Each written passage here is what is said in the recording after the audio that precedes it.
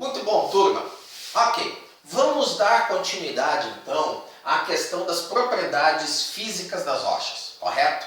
Nós estamos vendo uma das principais propriedades físicas usadas na geofísica. É a partir então da propriedade das rochas de emitir radioatividade que então existe o método da gama-espectrometria.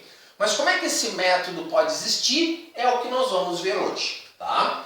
Então, o que nós vamos fazer? Nós vamos continuar dando continuidade à física básica, nós vamos ver os processos de decaimento radioativo, vamos ver uma base muito importante que é as séries radioativas, que é a base do método, uma das bases que é possível o método. Nós vamos ver a segunda base, que é o chamado equilíbrio secular. E para encerrar essa parte da física básica, nós vamos ver as unidades de medidas radiométricas. Depois, então, o método da gama-espectrometria depende da radioatividade das rochas. Rochas são formadas a partir de minerais. Então, nós temos que entender a radioatividade presente nos minerais. No nosso caso, como o método olha apenas para a presença de urânio, tório e potássio, que são os elementos radioativos mais abundantes e com maior radiação, então nós temos que começar a entender como que ocorre essa abundância de urânio, tório e potássio nos diferentes minerais. Aí, a partir daí, nós vamos poder entender como é que isso acontece dentro das rochas, correto? Opa! Então vamos lá. Primeira coisa, séries radioativas. É um ponto fundamental para poder entender o método. O que é uma série radioativa? O que acontece? Nós temos lá os elementos radioativos. Urânio, tório, plutônio, rádio. Tem vários elementos radioativos lá na tabela periódica. É só ir lá olhar. Mas eles desintegram. Eles emitem radiação. Nós vimos isso na aula passada, os tipos de radiação e tudo mais.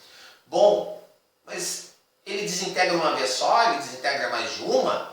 O que acontece? Cada elemento químico, ele emite radiação porque ele é instável.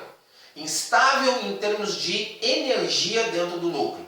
O núcleo desses elementos, eles não conseguem se manter como estão. Então, em determinado momento, energias dentro dele de repulsão fazem com que eles se dividam. Por exemplo, a emissão de radiação alfa emite 2 prótons e 2 nêutrons. Sai isso do núcleo. E isso leva uma parte dessa energia. Só que ele não leva toda essa energia. O resultado é que ele leva só uma parte. Ele gera um novo átomo. Só que esse novo átomo continua sendo instável. De modo a atingir a estabilidade, ele emite nova radiação. Assim sucessivamente. Então, o que acontece? Cada átomo radioativo, ele emite uma radiação, se transforma, se transmuta em outro elemento que é igualmente instável, emite nova radiação e assim sucessivamente. Até quando? Até ele atingir o equilíbrio de estabilidade energética dentro desse núcleo. Normalmente, a maioria dos átomos vão conseguir isso no chumbo. Então, o elemento químico chumbo é o resultado desse processo. Então, ou seja, resumindo, um átomo radioativo vai se desintegrar e vai se transformar em uma série de elementos químicos, todos eles radioativos. Então, isso vai fazer com que seja gerado uma série radioativa. E isso vai fazer com que um único átomo, do ponto inicial dele até o ponto final dele estável, emita uma série de radiações. Alfa ou beta e ambas com radiação gama associadas, tá? Então o que acontece? Nós temos que entender isso, como cada um dos 3 elementos decai dentro dessa série. No caso do urânio e do tório, então eles têm uma série, porque eles saem de urânio e tório e chegam a chumbo, correto? Já o potássio, não, ele cai diretamente para cálcio 40 ou argônio 40. Ele só emite uma radiação, correto? Então esse não precisa. Mas o urânio e o tório sim. Então o que acontece? Nós temos que agora entender esse caminho de desintegrações sucessivas, tá? Ou seja, chamado de séries radioativas. Vamos então dar uma olhada nisso, tá? Vamos lá, temos aqui o exemplo do urânio 238. Todo urânio 238 da face da Terra vai se transformar em chumbo 206. Então vamos lá, como é que isso ocorre? O urânio 238 não tem escolha, ele emite uma partícula alfa. Ao fazer isso, ele transmuta para tório 234. Tório 234 emite uma partícula beta negativa, ou seja, um elétron do núcleo. Vai dar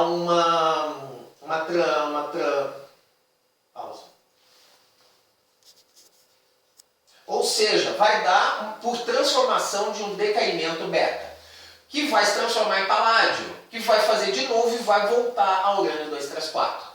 O urânio 234 emite uma partícula alfa, volta a ser tório, só que agora 230, emite alfa, radônio, rádio, depois radônio, polônio. Aqui é que a coisa vai complicar agora. O polônio, por sua vez, pode emitir ou radiação alfa ou radiação beta. Então, cada átomo de urânio, quando chegar aqui, vai ter uma escolha. Ou ele toma um caminho ou toma outro. No caso, se ele emitir a radiação beta, ele vai se transformar em alumínio. E, de novo, ele tem uma escolha. Ou ele emite beta ou ele emite alfa. E assim vai seguindo. É como se fosse um labirinto. Se alguém se lembra da história antiga, é como se fosse o labirinto do Minotauro, correto? Então, o urânio 238 vai percorrer cada átomo, vai se transformar em todos esses átomos, seguindo um caminho, até chegar em chumbo 206. Lembre-se, cada transformação dessas, radiação alfa, beta, acompanhada de uma gama, correto? Ou é um ou é o outro, mas todas emitem radiações gama. E cada uma dessas radiações gama é identificável pela sua quantidade de energia. O urânio 235, que é outro isótopo do urânio, ele também tem um caminho semelhante. Então ele vai se transformar em tório 231 pela emissão da radiação alfa, o tório se transforma em paládio pela emissão beta, emite um alfa em actinídeo. E aí, de novo, ele pode escolher ou se transforma em frâncio ou se transforma em tório. E assim, novamente, ele tem um caminho. Caminhos diferentes. Não é o mesmo caminho do anterior, mas tem a mesma característica. Emissão de radiação alfa ou radiação beta, todas elas acompanhadas por emissões de diferentes energias de radiação gama. Até nesse caso, se transformar em chumbo 207. Vejam bem, todo o chumbo 207 que nós temos, ele vem do urânio 235. E aqui temos a desintegração, a série radioativa do tório 232. Então, o tório 232 se transforma em rádio, em actinídeo, em tório, rádio de novo, radônio, chumbo, não, aqui é outro elemento, PU, não me lembro o que é, chumbo, bismuto, polônio é PO, tá? E assim vai, até chegar em chumbo 208. Igualzinho como as outras duas séries. É diferente o caminho, mas todos eles emitem radiação alfa ou beta e todos eles acompanhados por diferentes radiações gama. Bom, então o que vai acontecer? Tá? Cada decaimento vai emitir uma determinada quantidade de energia na forma de radiação gama. Se lembram? Cada radiação gama de cada uma das desintegrações leva uma quantidade de energia que a gente mede em MEDs. Se a gente pegar agora 10 gramas de urânio puro 238 e medir essas radiações, ou seja, nós tivermos um espectro de radiações e nós fizermos as contagens de cada uma dessas radiações gama nas suas diferentes energias, nós vamos ver que esse decaimento dentro dessa série vai ter uma assinatura. Vai existir certas radiações gama em determinadas energias, em outras não vai existir. Correto? Só que vai ter uma característica. Cada série do urânio, do tório, vai ter uma radiação gama, apenas uma, dentro daquela série toda de desintegrações, que é característico da série. Ou seja, se eu olhar para todas as radiações emitidas daquela série de decaimento, eu vou poder identificar se vem do urânio e de qual dos dois urânios, ou do tório, por aquela assinatura única, correto? Então vamos lá, quais são essas assinaturas? No caso do tório 238, é quando ele se transforma em talho 208. Ele vai emitir uma radiação específica, gama, de 1460 MeV. No caso do urânio 238 e 235, é quando ele se transforma em bismuto 214. Vai emitir uma radiação gama de 1760 MeV. No caso do potássio, que não tem série radioativa, ele vai emitir um único pulso de 1,46 MeV, correto? Então, ou seja, se a gente fizer exatamente isso, pegar uma amostra qualquer que contenha potássio, urânio e tório e fizer então a contagem das quantidades de radiação emitida em cada faixa de energia, no caso aqui está medida em keVs, ou seja, kV, a gente, se encontrar radiações dentro desta faixa de energia, nós sabemos que quem está emitindo essa radiação é o potássio. Se nós encontrarmos dentro desta faixa, sabemos que a emissão de radiação nessa faixa é devido à presença do urânio. E aqui nessa faixa do tório.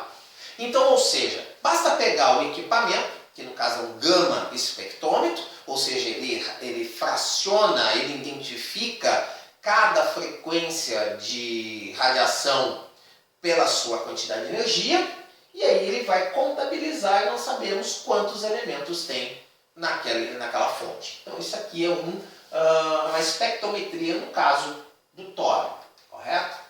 Aqui espectrometria do potássio. Tá? Então ele tem uma faixa monoenergética, ele só tem uma transformação que emite dentro dessa faixa de energia. E aqui no caso a espectrometria do urânio, correto? Ele emite várias radiações com diferentes quantidades de energia. Mas o que vai interessar é apenas essa faixa aqui, que é na hora que ele se transforma em bismuto 214. O resto não é ignorado. Por quê? Porque muitas vezes se sobrepõe a outros tipos de decaimento, a outros elementos químicos que também estão decaindo. Então como é que isso funciona na prática? Correto? Como é que a gente vai usar essa informação agora? O que acontece? Veja, aqui nós temos a espectrometria do tório, a espectrometria do urânio e aqui a espectrometria do potássio. E aqui de uma rocha qualquer, no caso um granito gneiss. Então, inicialmente, bem primitivamente, mas de uma maneira muito lúdica, a gente pode ver como é que eles faziam isso naquela época. Eles tinham esses três gráficos, colocavam um em cima do outro e agora é por comparação. Então vejam bem, ó, esse aqui é o do granito, correto?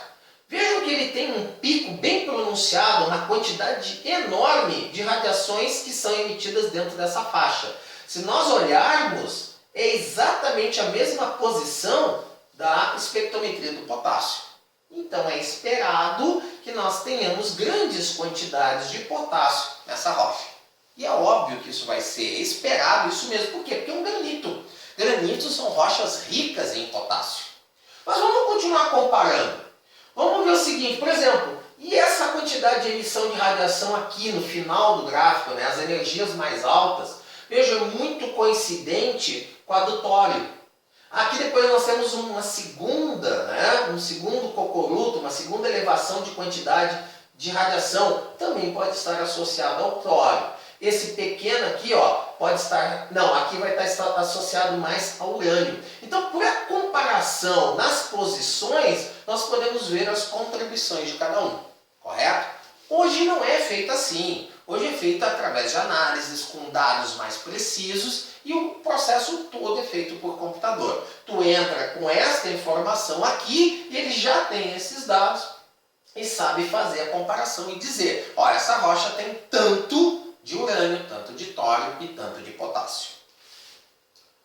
Bom, mas aí vem uma questão importante. Além da identificação da presença desses elementos, se necessita da quantização, ou seja, da quantidade que esses elementos têm na rocha. Aproximado, mas é bom ter essa aproximação até para comparação dos valores de concentração deles em cada rochas ou em diferentes rochas. Para que isso possa ser feito, foi entendido que exigia um conhecimento a mais daquela série radioativa. E aí se verificou que para que isso possa ocorrer, a série tem que estar no que foi chamado de equilíbrio secular. O que é isso? Cada elemento pai e filho, ou seja, cada elemento que se transmuta num novo elemento, que também é radioativo e vai se transmutar num novo, tem um elemento importante, chamado elemento de meia-vida, tempo de meia-vida. É o tempo que leva para metade daquela quantidade de átomos se transmutar em outro. E esse tempo de meia-vida é diferente para cada elemento químico. Então, uns são mais rápidos, outros são mais lentos. Então, de acordo com as diferentes velocidades desse tempo de meia-vida, eu posso estar enriquecendo no elemento pai, porque tem um tempo de meia-vida mais longo, ou posso estar enriquecendo no elemento filho, que tem um tempo de meia-vida mais longo do que o pai. E o que acontece? Lembra daquela série? Nós só vamos identificar uma transformação. Apenas uma. É aquela faixa de energia específica. Então agora nós precisamos garantir que quando nós lemos 10 transformações por unidade de tempo, esteja refletindo que quando o urânio se transforma também sejam 10. Isso é o equilíbrio secular. E ele vai depender dessa relação entre o tempo de meia-vida do filho com relação ao pai. E eu vou estar enriquecendo o elemento filho e o elemento pai. Então eu preciso de um tempo para que isso acabe, para que não haja esse enriquecimento em um ou outro, para que essas transformações sejam sempre iguais. No caso aqui, é uma relação matemática expressa desta maneira e que utiliza essa equação aqui. O tempo de equilíbrio é inversamente proporcional aos tempos de meia-vida, correto? Isso para um par. Agora imagina para aquela série inteira. Isso aqui se estende. Não vou entrar aqui nesse mérito, porque não é o nosso caso. É só entender que precisa existir o equilíbrio secular e que ele vai levar um determinado tempo para ocorrer. Que tempo que é esse? Tá? Vai depender da série. No caso do tório 232, o equilíbrio secular de toda a série ocorre em tempos de 45 anos. Traduzindo, se eu pegar hoje 10 gramas de tório e deixar decair, daqui a 45 anos eu posso ir lá e medir e vou ter a ideia exata de quantos estão se transformando em toda a série, correto? Já no urânio 238, esse equilíbrio ocorre em 10⁶ anos. Mas se lembra, a gente só precisa ler do bismuto, só essa transformação que nos interessa. Para que isso ocorra até o elemento bismuto, leva 200 dias. Parece grande esses números, 45, 200. Só que lembre-se, a geofísica trabalha principalmente no campo. A gente executa trabalhos de campo. Então, ou seja, a gente precisa ter certeza que os processos geológicos e os processos naturais e ou artificiais não estejam dentro desse período. Agora sim, se a gente pensar no campo, se a gente pensar lá no meio da natureza, quais são os processos que podem afetar essa estrutura em 200 dias? Um relâmpago, um terremoto, pode afetar. Então eu preciso ter esse conhecimento, correto? 45 anos, também, coisas grandes, tipo terremotos, relâmpagos, sei lá, um maremoto. Vejam, são coisas específicas, pontuais. Um raio, por exemplo, caindo, ele atinge uma área muito pequena. Então, em termos geológicos, não há fenômenos naturais que possam influenciar grandes áreas dentro desses períodos. Então, o que se espera é que na natureza, quando vai se executar o levantamento geofísico, esteja em equilíbrio, correto? Onde é que pode quebrar esse equilíbrio? Por que eu falo tanto em raio ou terremoto? Por causa que, se vocês se lembrarem daquela série, tem um elemento químico muito sem vergonha. É o radônio. O radônio é um gás nobre, ele não se liga com ninguém e ele é um gás, ele vai embora. Então, se sofrer um terremoto que seja, ele pode migrar e sair. E aí ele descontabiliza, desequilibra aquela série, correto? Então, isso é uma coisa que a gente tem que ter certeza que na área que está se estudando não tenha nenhum mecanismo natural ou artificial que afete as nossas medidas dentro desses tempos. Bom, então para encerrar essa parte da física básica, nós vamos ver quais são as unidades de medida de radiação. Lembrem-se, a gente está pensando e trabalhando com uma coisa que é instantânea. Ela ocorre instantaneamente e depois para e vai ocorrer de novo. É como se fosse uma grande guerra, como se fosse um tiroteio, onde nós temos a radiação alfa, que é como se fosse um tiro de canhão. São dois prótons e dois nêutrons, correto? Nós temos o elétron emitido do núcleo, que é como se fosse um tiro de espingarda, como um tiro de metralhadora, né? Um tiro pequeno. E tudo isso ocorrendo ao mesmo tempo. Então, ou seja, são pulsos de eventos que ocorrem em um determinado tempo. Então, as unidades de medida são exatamente nessa relação. É quanto de radiação que aquele material emite em um determinado tempo.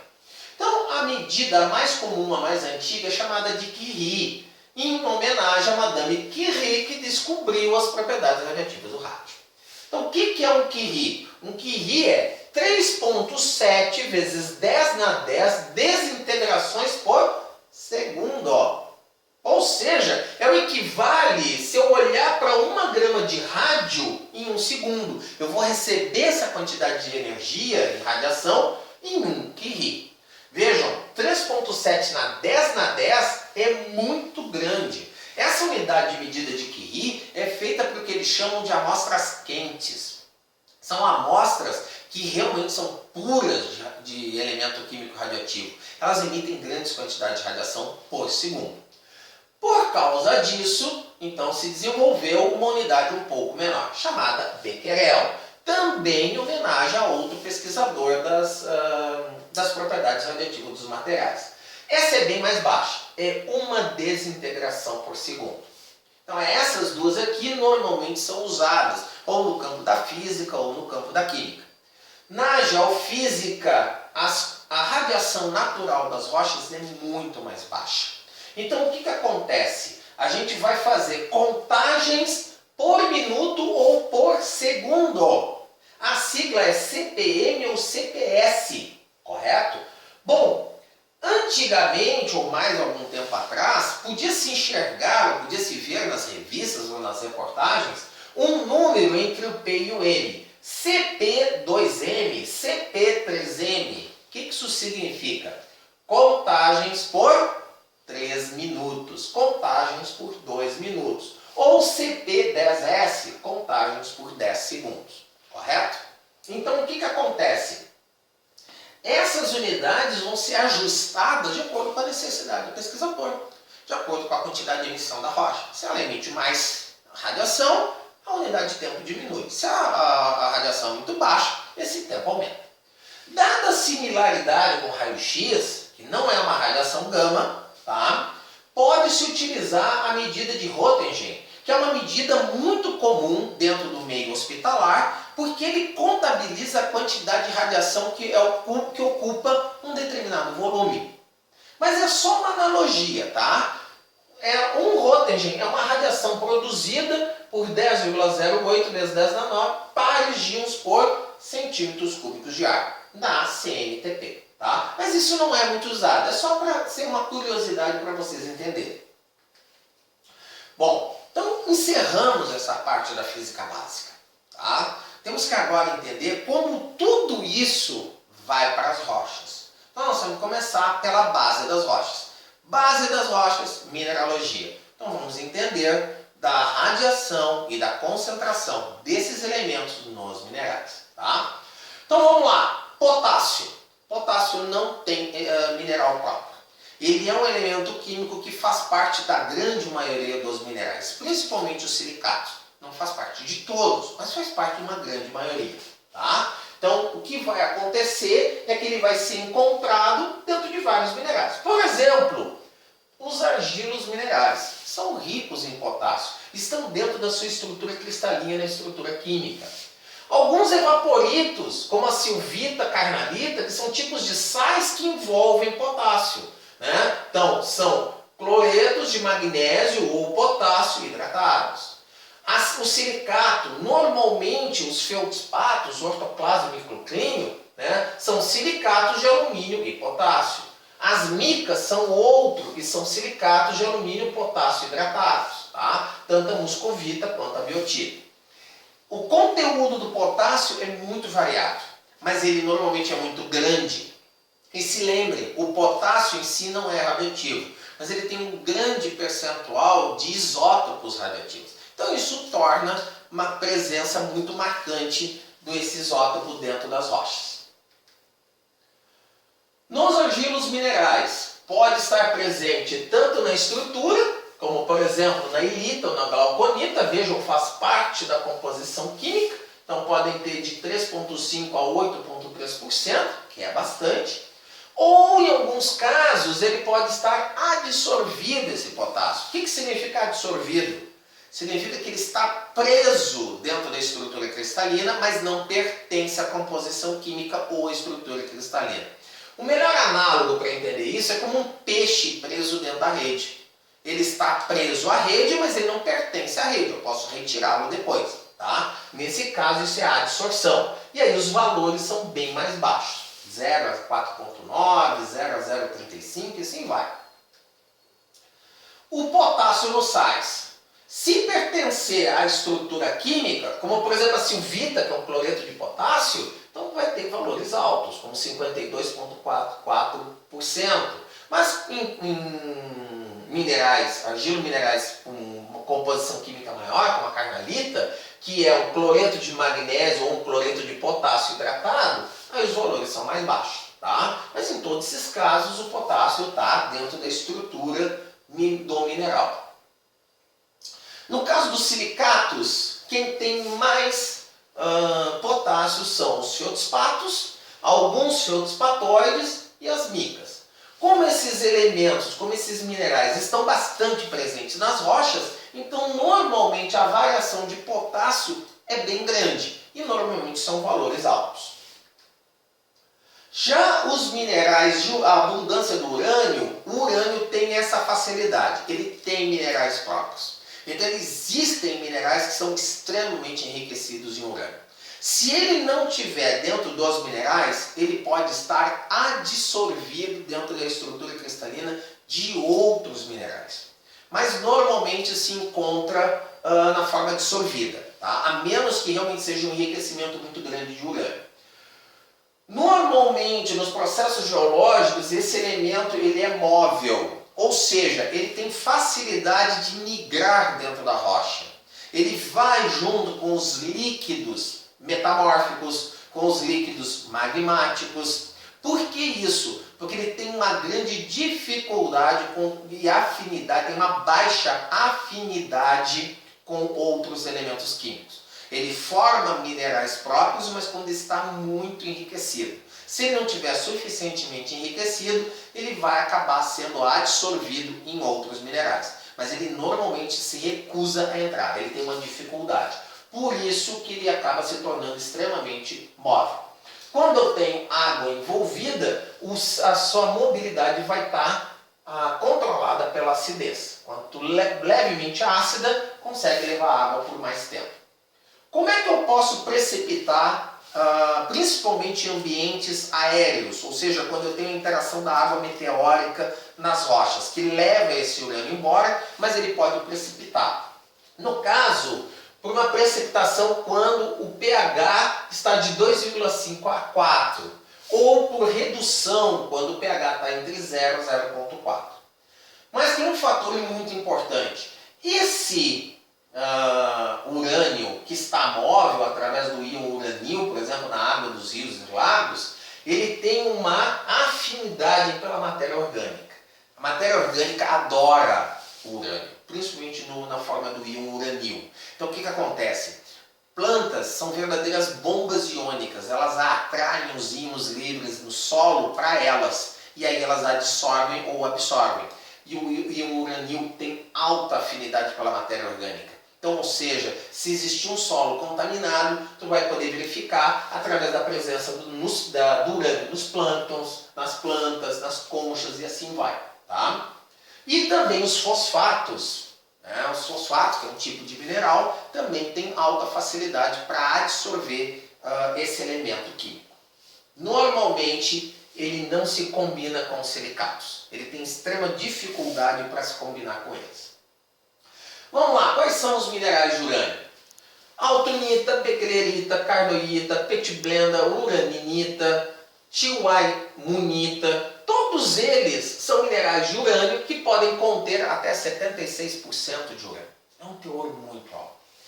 A facilidade ou a vantagem que nós temos é que normalmente esses minerais na natureza eles vão ter uma característica bem peculiar. Uma cor amarelo ovo.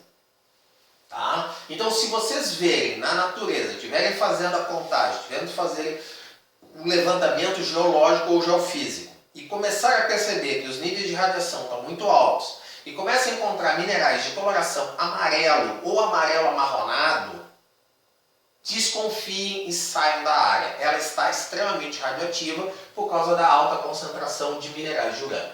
Existem minerais que contêm urânio e são chamados enriquecidos, como a beta-fita, calcolita e assim vai. Eles podem conter até 56% de urânio. O tório, tá? Ele é muito abundante em minerais ricos em sílica, sendo mais estável do que o urânio, ou seja, ele tem mais dificuldade de sair migrando, ele tem mais afinidade geoquímica com muitos minerais. Os minerais que são formados e têm altos teores de tório, então é o zircônio, a monazita, epidoto, esfeno e alanita, principalmente a monazita. Alguém já deve ter ouvido falar nas tais areias monazíticas. São extremamente importantes porque elas são ricas em monazita e essa monazita, por sua vez, é rica em tório. Então é daqui que a gente tira principalmente o nosso tório. Também pode existir, adsorvido nos argilos minerais, como a bauxita, glauconita ou bentonita.